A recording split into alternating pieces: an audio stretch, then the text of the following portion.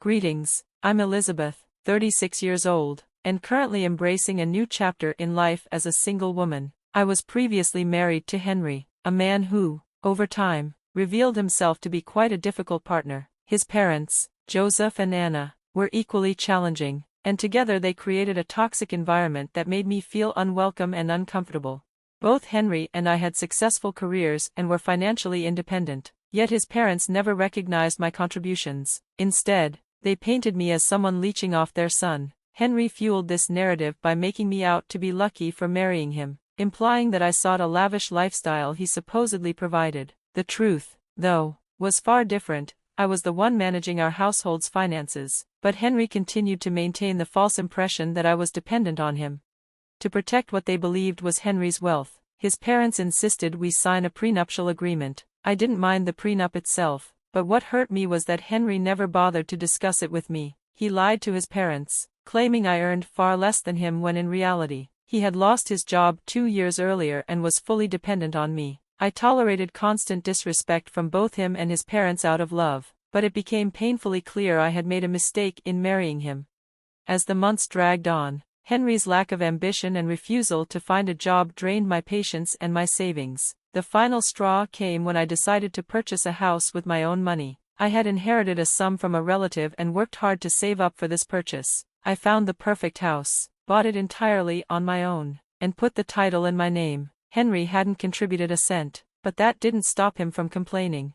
During a family dinner, Henry's parents excitedly asked about the new house, assuming their son had bought it. When his mother asked if the house was in both of our names, I fully expected Henry to set the record straight. Instead, he stunned me by claiming that he had paid for the entire house, boasting about his non-existent success and savings. His parents showered him with praise for being such a responsible provider, completely disregarding my role. I was furious, but I managed to hold my tongue in front of his family. Once we were alone, I confronted Henry, demanding to know why he had lied. He brushed it off, saying, "I didn't want to disappoint them. I'll never tell them I lost my job, they'd be crushed." What was I supposed to do? Maybe not lie and take credit for something you didn't do? I shot back, but Henry refused to admit he was wrong. "What's done is done," he said dismissively. "I'm not going back to humiliate myself. Let them believe what they want." That moment made me see Henry for who he truly was, someone who cared more about saving face than respecting me or being honest. It was clear that for the past 2 years, he had been using me. Still, things got even worse. One evening, Henry's parents arrived unexpectedly at our doorstep, bags in hand. Without consulting me, Henry had invited them to move in, claiming it was his house. He told them it was his idea to give them a place to stay, further feeding his lies. At that moment, I knew I couldn't tolerate the deceit any longer. Henry had not only misled his parents but also taken advantage of my trust and generosity. That's when I began to seriously consider what my next steps needed to be. My disbelief was overwhelming as I processed what was happening. At no point had I ever agreed to Henry's decision to let his parents move into our house, and now it was clear that his lie about owning the house had spiraled out of control. Despite my growing frustration, I held back from confronting him in front of his family. I knew one thing for sure: I would not allow them to stay in my house, but I also knew I needed a tactful way to handle this without escalating the situation. Meanwhile, Henry's parents seemed oblivious to the reality of the situation. They continued to revel in their delusion, praising Henry for his supposed success. They marveled at the size of the house, talking excitedly about how perfect it was and eagerly discussing which rooms they would claim. With no sense of hesitation, they even mentioned taking the largest bedroom. Frustration mounted as I listened to their presumptuous plans. It was time to address this privately. I suggested that Henry and I step aside for a conversation, but he, clearly sensing the tension, began avoiding my gaze. He knew he was in trouble, but instead of facing the issue, he tried to sidestep the confrontation by suggesting we discuss everything openly in front of his parents. "Are you sure about that, Henry?" I asked, not backing down. "If you don't mind having this conversation in front of them, then neither do I." Henry, with a weak attempt at maintaining control, responded, "Elizabeth, go ahead and tell me what you want." I didn't hesitate. In a firm tone, I made it crystal clear: "Your parents will not be living in this house." I made it clear how upset I was that he hadn't consulted me before inviting his parents, questioning the appropriateness of his decision. In response, his mother launched a fierce defense, insisting it was Henry's house and that he could do as he pleased. The tension between us hinted at deeper issues in our relationship, leaving me to ponder what lay ahead.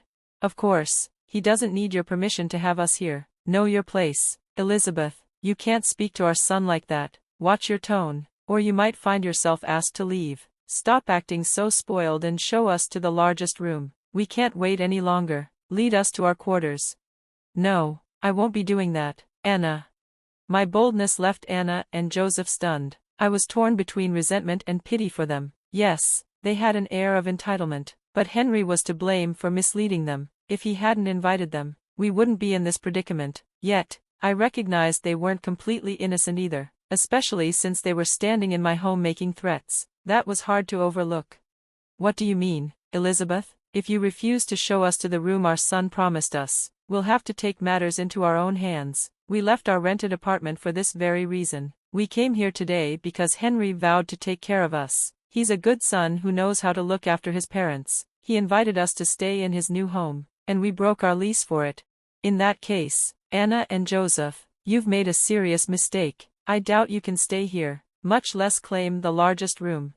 How dare you, Elizabeth? We don't need your permission to be here. Our son will take us to our room if you won't. Remember, this house isn't yours to decide if we can stay or go. You've misunderstood, Anna. I suspect Henry hasn't told you yet. This house belongs to me, not him. So, the largest room isn't available to you. You'll have to find somewhere else to stay. What? That can't be true. Henry told us he bought the house. You're lying. Is that so? Why don't you ask Henry? I'm sure he'll set the record straight. We will, Elizabeth. Henry, tell your wife she's lying. Confirm that this house is yours, just as you've told us before. Joseph and Anna are waiting for your confirmation. I couldn't blame them. It was Henry who had misled his parents, but he just stood there, avoiding eye contact and staring at the floor. Slowly, his parents began to realize there might be some truth to my words, even if they struggled to accept it. They had always seen me as a gold digger with a mediocre job, while they viewed Henry as a hardworking success. They pressed Henry. Why aren't you saying anything? You told us this house was yours. Speak up, Henry. Tell her she can't kick us out. I jumped in. What can he say? He's been deceiving you all along. I even have the property papers to prove I'm the sole owner of this house. No way, that can't be true. You have a simple job and limited finances. Our son has a significant income. There's no way this house belongs to you. I corrected Anna. Your son had a substantial income. Yes, but he failed to mention he was fired 2 years ago and has been relying on my salary since then. And for the record, I have a great job. Just because I don't flaunt it doesn't mean I'm financially unstable.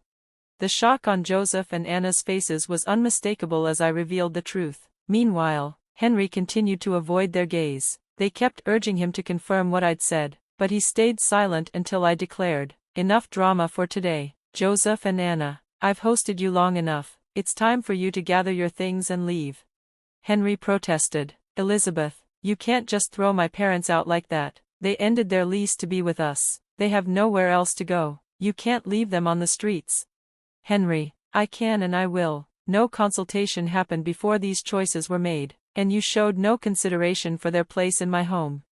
While this may be your house, he shot back, I'm also your husband. If I say my parents can stay, they will. You can't evict them. This house belongs to our son too, and everything that is yours is also his. You can't force us out. Anna, I can remove you, and Henry is no exception, since you're still legally married to me. Henry, I'll draft an eviction notice for you. Don't worry, you won't remain married for long. What do you mean, Elizabeth? Are you planning to divorce me? Yes, my dear husband, I am. I'll call my lawyer tomorrow to set up an appointment. We should be able to serve you with the divorce papers in 10 days. Panic washed over Henry at the mention of divorce, and he exploded in anger, threatening to take half the house and claim alimony. I reminded him of the prenuptial agreement he and his parents had forced me to sign, which stated we couldn't claim alimony from each other and that our private assets would remain separate in the event of a divorce. Henry, suddenly recalling the prenup, was visibly taken aback. It became clear to both him and his parents what the implications were, and they suggested we hold off on an immediate divorce in favor of having a mature discussion about our situation. Elizabeth, let's take a step back and talk this over. I'm sure we can find a compromise that works for everyone. I don't care about what works for you, Henry. I won't be a financial crutch for you, and I refuse to let your parents take advantage of me after how they've treated me. That was in the past, Elizabeth. It's been years. Surely, you can move past it. It was just a minor issue. You and your mother threatened to kick me out just a few minutes ago because I wouldn't let you stay. No point in making excuses now. You and Anna need to leave, or I'll call the cops. I'd prefer Henry leave too, but he'll get an eviction notice if necessary. Henry, Joseph, and Anna pleaded with me to reconsider. They had terminated their lease, expecting to move in with us. Henry thought he could charm me into compliance as he had before, but he was mistaken. I was done being the family doormat. They could fend for themselves. After an hour of them still refusing to leave, I made the call. The police arrived and escorted them out while Henry yelled at me for embarrassing his parents. I reminded him he had a month to vacate my house, prompting him to shift his tone to one of apology and regret. From that night on, I barred him from my room. He took refuge in the guest room until he was served with an eviction notice. Meanwhile, his parents, having spent a chunk of their savings on a hotel, struggled to find a new place to rent. Surprisingly, they didn't allow Henry to move in with them, leaving him scrambling for accommodations. It seemed they wanted Henry to face the consequences of his lies. Their relationship soured quickly, with each blaming the other for their predicament. His parents cut off their support, realizing Henry was only worth something to them when he had money. He ended up couch surfing at friends' places until he found a job. I filed for divorce without hesitation. There was no way I could stay with him after the disrespect he'd shown and how he revealed himself to be a vain, selfish man, far from the person I once loved. Henry tried to convince me to change my mind, but I stood my ground, refusing to be taken advantage of any longer. Since we didn't have children, the divorce was finalized after 3 months of separation. During that time, I focused on rebuilding myself and even started dating again. Henry still clings to the hope that we can reconcile, but that possibility exists only in his dreams.